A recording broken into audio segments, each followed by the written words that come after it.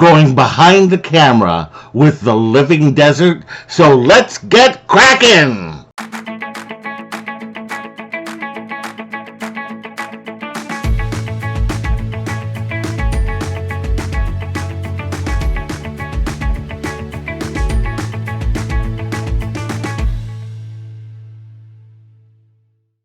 Hello, my explorers, and welcome back to Loren's Adventures Out There. And if you're new, thank you so much for joining us. We really appreciate it.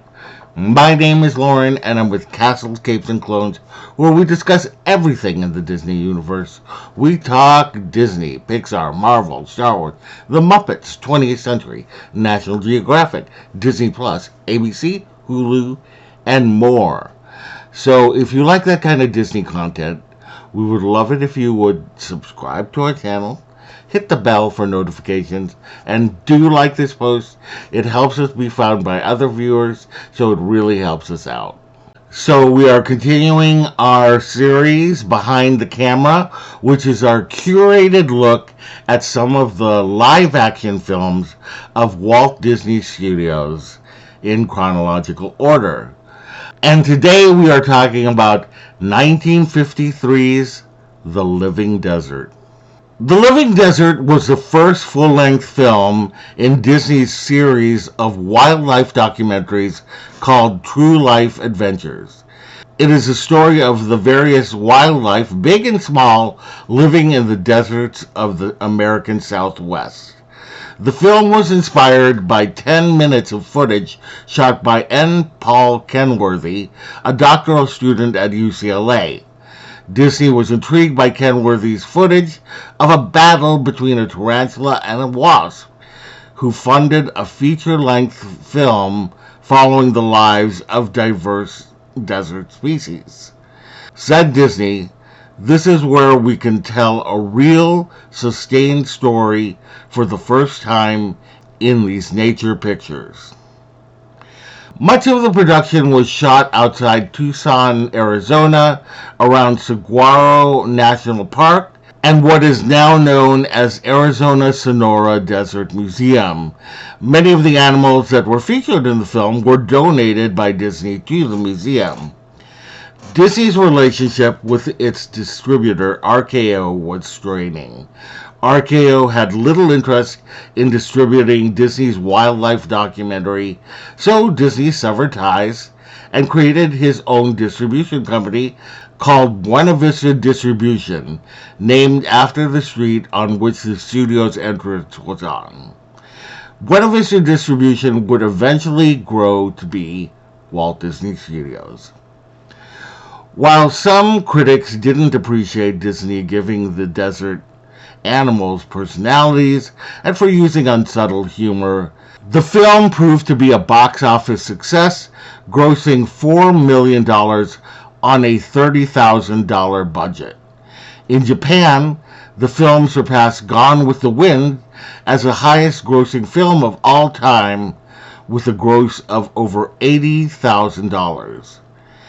The Academy Award that Disney earned for The Living Desert helped Disney make history as the individual with the most Oscar wins in a single year.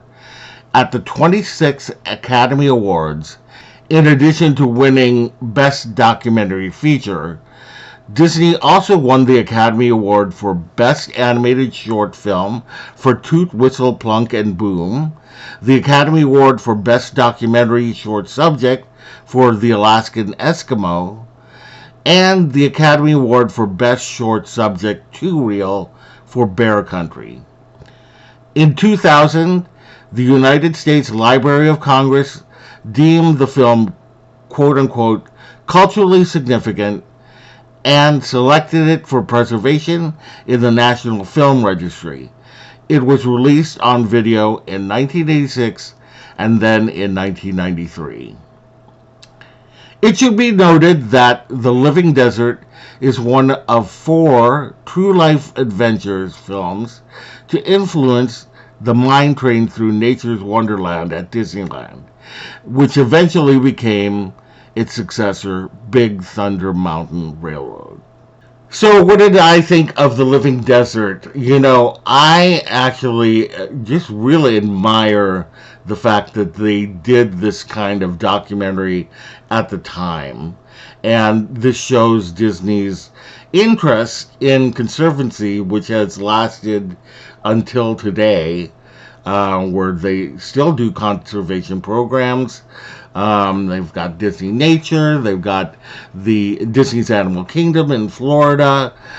So they do a lot of stuff, and all of it really began with The Living Desert.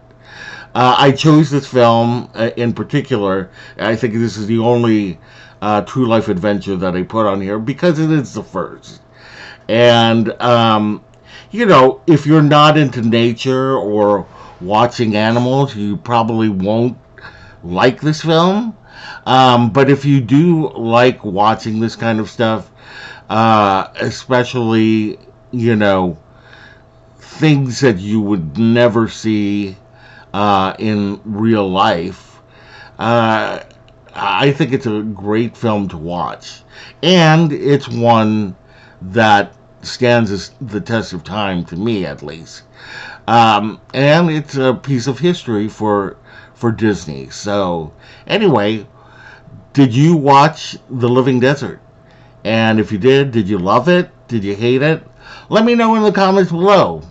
And if you had a good time today, we would love it if you would subscribe to our channel, hit the bell for notifications, and do like this post, as it really does help us out.